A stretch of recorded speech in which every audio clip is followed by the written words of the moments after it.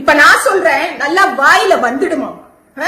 Phone sides, அதானது இந்த sexual websites எல்லாம் pan பண்ணுமாம். எதுக்குன்னு கேட்டா 3 வயசு பிள்ளைங்க செக்ஷுவல் ஹராஸ்மெண்ட்டுக்கு ஆளாகி முள்ளுக்காட்டுக்குள்ள தூக்கி போட்டிருக்காங்க, கடுமையா துன்புறுத்தி இருக்காங்க. இன்னைக்கு அந்த பிள்ளையோட உசுறு போயிடுச்சு.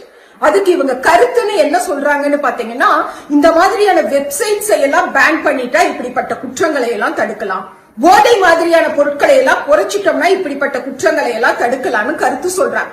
இல்ல நான் கேக்குறேன், கோயம்புத்தூர்ல ஒரு வயசுக்கு வந்த புள்ள, மேஜரான புள்ள, அவ விரும்பக்கூடிய ஒரு ஆணோட ஒரு ஒதுக்குப்புறமான இடத்துக்கு போறா.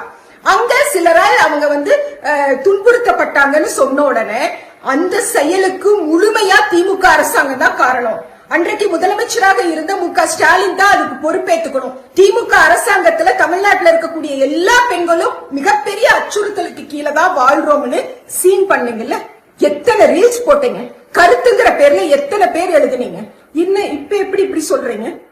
இந்த வெப்சைட்ஸ் எல்லாம் பேன் பண்ணா குற்றம் குறைஞ்சிரும், போதையெல்லாம் தடுத்தா குற்றம் குறைஞ்சிரும் சொல்றீங்கல்ல, உங்க சிஎம் சொன்னா கேட்பாரா? அவருக்கு அப்படியே கலர்ஃபுல்லா ட்ரெஸ் எல்லாம் போட்டு விட்டு பொம்பளைங்களை இப்படி நடக்க வச்சுட்டு அவர் காரை ஓட்டிட்டு போனாதானே அவரோட ரசிகைகளை அப்படியே அவர் வச்சிருக்க முடியும். ஏன்னா அவரே சொன்னாரு, இது இன்டர்லிங்க்டு ஆக்டிவிட்டின்னு. போதையை குறைச்சா பெண்களுக்கான குற்றங்கள் குறையும், சட்டம் ஒழுங்கும் பாதுகாக்கப்படும். இப்ப இது ரெண்டுக்கும் அவர் ஏதாவது ஒரு தீர்வையாவது கொடுத்திருக்காரா? இல்ல அவள் அமலுக்கு கொண்டு வந்த சிங்கப்பெண் படை அப்படிங்கிற அந்த ஒரு படை எங்க போச்சு? இந்த குரோம்பேட்டையில இந்த 3 வயசு பிள்ளை சாகும் போது சொல்லுங்க பாக்கலாம். திமுக அரசாங்கத்துல எது நடந்தாலும் ஸ்டாலினும் திமுகவும் காரணம்.